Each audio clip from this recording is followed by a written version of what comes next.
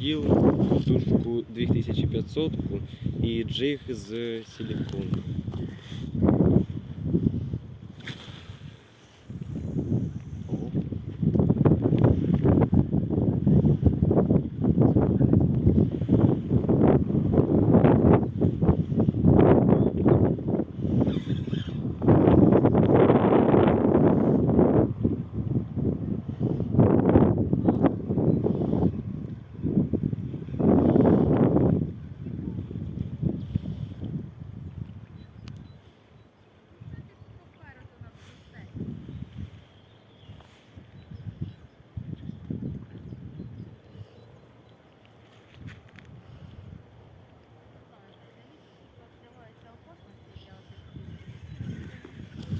Один другий нічого не було, все, всім пока.